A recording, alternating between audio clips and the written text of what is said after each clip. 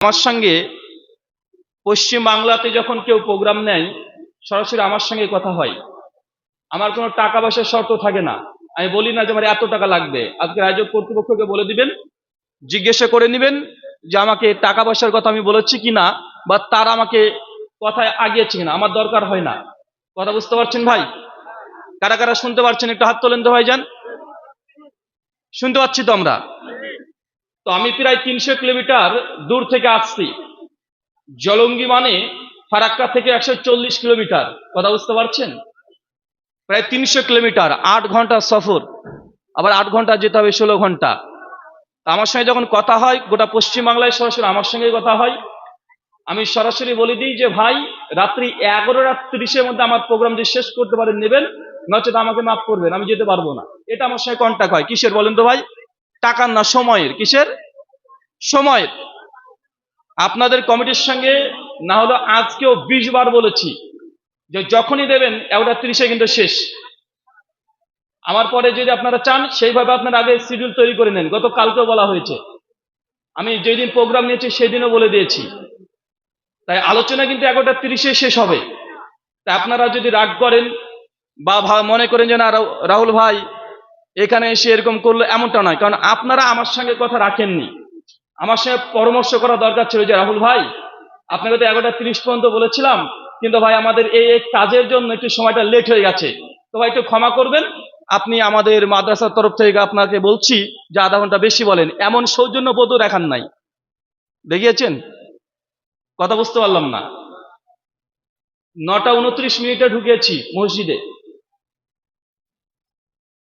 10:22 পানির বোতল এসেছে 42 মিনিট পর। 8 মিনিট পর এসেছে খাবার, 10:29 খাবার এসেছে। কটার দিকে বললাম? 10:28 থেকে 29। 10:30 বেজে গেছে। আমি বলেছি ভাই 10:30 আপনার টাইম দিলেন, ইচ্ছে করলে নিয়ে যেতে পারেন। ভাতের থাল মসজিদে থেকে চলে এসেছি, কমিটি নিয়ে চলে এসেছে। কথা বুঝতে পারলেন না ভাইজান? এখানে এসে আধা ঘন্টা আপনারা আরো অনেক আলোচককে আলোচনা দিয়েছেন, এগুলো আমার কোনো সমস্যা নেই, কিন্তু একটাও নিয়ম নীতি আমি ভালো পেলাম না আপনাদের। কথা বুঝতে পারলেন? একটা মানুষ যখন 300 কিলোমিটার দূর থেকে আসে, তার ক্লান্তি নাই? কিসের জন্য এসেছি ভাই? টাকা ইনকামের জন্য? তাতে টাকা বলে দিতাম যে এত টাকা লাগবে, গাড়িতে তেল পুরে তো আমি এসেছি, এখানে আসিনি ভাইজান। তো আপনাকে সৌজন্যবোধ দেখাতে হয় না? বিন্দু পরিমাণে আপনার কাছে পেলাম না। এখন আপনারা দুঃখ প্রকাশ করবেন না আমি আপনাদের কাছে দুঃখ প্রকাশ করব, এটা আল্লাহ সুবহানাহু ওয়া তাআলা ভালো জানেন।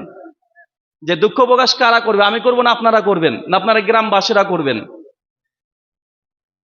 আল্লাহ সুবহানাহু ওয়া তাআলার কাছে দোয়াই প্রার্থনা, আল্লাহ আমাদেরকে তুমি ধৈর্য ধারণ করার তৌফিক দান করো, আমিন। সম্মানিত সুধী, আজকে যে বিষয়ে গুরুত্বপূর্ণ আলোচনা করব, আলোচ্য বিষয় ইবাদত কি এবং কেন। কি বললাম? ইবাদত কি এবং কেন। আচ্ছা, আমরা তো কম বেশি ইবাদত করি, তাই না ভাইজান? আমরা তো ইবাদত করি না ভাইজান? আমরা কম বেশি সকলে ইবাদত করি। এবং আমাদের সমাজে দেখা যায় ইবাদতকে নিয়েই অনেক মানুষ, কিছু ইবাদতকে আমরা বলি, একটা মানুষ মারা গেছে, এখন সে মানুষটার রুহে মাগফিরাতের জন্য সমাজ আমরা দেখি অনেক রকমের কার্যকলাপ করা হয়। তা আমাদের মিলাদ আছে, কিয়াম আছে, 40 খানা আছে, বা আছে না নাই? কথা বলেন। সমাজে কিছু মানুষ মনে করে এটা দ্বারা কল্যাণ হয়, এটা ইবাদত, এই ইবাদতটা করলে মৃত ব্যক্তির অনেক উপকার হয়। আছে না নাই? আছে তো। আবার ওই ইবাদতকেই সমাজে কিছু আলেম ওলামা তারা বলছেন যে ভাইজান এই ইবাদত আসলে ইবাদত নয়, এটা আসলে বিদাত। আর বিদাত করলে এটা নেকি তো দূরের কথা, আপনাকে জাহান্নামে যেতে হবে। কেন? সুনান নাসাই কিতাবুল ইদাইল 1578 নম্বর হাদিস, নবী বলে দিয়েছেন যে প্রত্যেক বিদাতের পরিণাম কি? কথা বলেন, ফিন্নার। প্রত্যেক বিদাত যুক্ত ইবাদত আমল যদি হয়, সেটা বিদাত যদি হয়, সেটা পরিণাম কি? কথা বলেন, জাহান্নাম। তার মানে বোঝা যাচ্ছে যে সমাজে মানুষ কম বেশি যারা ইবাদত করি না কেন, এখন কোনটা ইবাদত আর কোনটা বিদাত, মানে কোনটা ইবাদত নেকির কাজ আর কোনটা গুনহার কাজ, এটা নিয়ে আমাদের সমাজে অনেক রকমের মতপার্থক্য আছে। তাই আপনাদের সামনে আজকে আলোচনা করব ইবাদত কি এবং কেন। ইবাদত কাকে বলে? একজন বলতে পারবেন? বলেন তো ইবাদত কাকে বলে? ভাই একটা জিনিস হলো শিখে যান, ইবাদত কাকে বলে। ভাই আমার আলোচনাতে সুর পাবেন না, আমি আগে থেকে বলে দিই, আমার আলোচনাতে সুর পাবেন না, গজল পাবেন না, আমি কাটা কাটা কথাগুলো বলে যাব। এটা হচ্ছে আমার আলোচনা, এটা আমার ওয়াজ, এটা আমার লেকচার। তাই আপনি একটা হলেও আজকে জিনিস শিখে যেতে হবে। চাচা বলেন তো ইবাদত কাকে বলে? ভুল হলে ভুলটাই বলেন, আমি ভুলটা শুনতে এসেছি। বলেন ইবাদত কাকে বলে? নামাজ, রোজা, হজ, জাকাত, এগুলো ইবাদত। আমরা বারবার প্রত্যেক আলেম ওলামা একটা কথা বলে যাই, কোরআন মাজিদের মাশহুর একটা আয়াত, কম বেশি মানে সকলে জানি। সূরা জারিয়াত সূরা নম্বর 51 আয়াত নম্বর 56 তে আল্লাহ বলছেন, ওমা খলাকতু জিন্না ওয়া ইনসা ইল্লা লিয়াবুদুন, অবশ্যই আমি মানুষ আর জিন জাতিকে সৃষ্টি করতাম না। ওয়া মা, মা হচ্ছে নাফিস থেকে না বোধক। আল্লাহ প্রথমে বলছে মানুষ আর জিন জাতিকে আমি আল্লাহ সৃষ্টি করতাম না, তবে কেন করেছি? ইল্লা শব্দ দিয়ে কালেমা হাসের তাগিদ আসছে, লিয়াবুদুন, শুধুমাত্র আমি আল্লাহ তার জন্য ইবাদত করে। মানে আল্লাহ সুবহানাহু ওয়া তাআলার সৃষ্টি জগৎকে তৈরি করা, সৃষ্টি করার পেছনে একটাই উদ্দেশ্য, যে আমরা আল্লাহ সুবহানাহু ওয়া তাআলার কি করব? কথা বলেন, ইবাদত করব।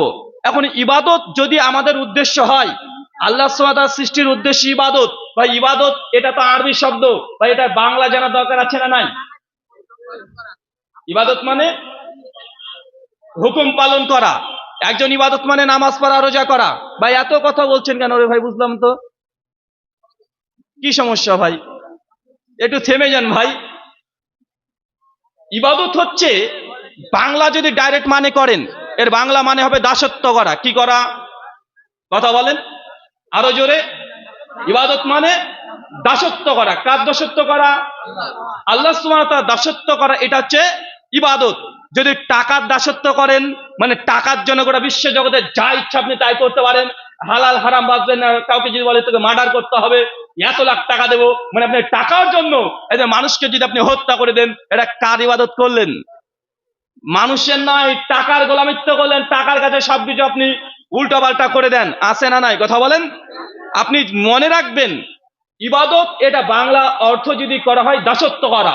আর শাইখুল ইসলাম ইমাম ইবনু তাইমিয়া রাহিমাহুল্লাহ তার মাজমুল ফাতোয়া 22 খণ্ডের 118 পৃষ্ঠাতে তিনি বলে গেছেন, ইবাদতের দুই দিক থেকে হয়। এক, আল্লাহকে খুশি করার জন্য আল্লাহ যা আদেশ করেছেন এগুলোকে গ্রহণ করা যেমন ইবাদত, আল্লাহ যেগুলো হারাম নিষেধ করেছে এইগুলোকে আল্লাহর ভয়ে ছেড়ে দেওয়া, এটাও ইবাদত। কয় দিক থেকে ইবাদত? কথা বলেন, কয় দিক থেকে? দুই দিক থেকে। এক, আল্লাহ যা আদেশ করেছেন সেগুলোকে গ্রহণ করা, এটা ইবাদত। দুই, আল্লাহ যেগুলোতে বেজার হয়, অখুশি হয়, আল্লাহ যেগুলো হারাম করেছে সেগুলোকে আল্লাহর ভয়ে ছেড়ে দেওয়া, এটা ইবাদত। কয়েকটা উদাহরণ দিলে আপনার জন্য সহজ হবে। যেমন আল্লাহ সুবহানাহু ওয়া তাআলা বারবার করে বলছেন, আকিমিস সালাহ, তোমরা নামাজ কায়েম করো, সালাত কায়েম করো। এখন কোন ব্যক্তি যদি নামাজ পড়ে, এটা আল্লাহর ইবাদত হলো কি হলো না? কথা বলেন। সালাত আদায় করে আল্লাহর ইবাদত কি ইবাদত নয়? ইবাদত। সহিহ মুসলিম কিতাবুল ঈমান হাদিস নাম্বার 253, আল্লাহর নবী বলছেন, মান তারাকা সালাতা মুতাম্মাদান ফাকাদ কাফারা, কোন ব্যক্তি যদি ইচ্ছাকৃত যদি নামাজ ত্যাগ করে দেয়, ইচ্ছাকৃত কেউ যদি নামাজ না পড়ে, মান তারাকা সালাতা মুতাম্মাদান ফাকাদ কাফারা, এই ব্যক্তি কুফরি করলো। শেখ সালেহ আল উসাইমিন রাহিমাহুল্লাহ তার তারকুস সালাহ পৃষ্ঠা নাম্বার 13 তে বলছেন, এখানে কুফরি করা অর্থ এই ব্যক্তি কাফের হয়ে গেছে। কথা বুঝতে পারছেন না? কথা বোঝা যাচ্ছে কি ভাইজান?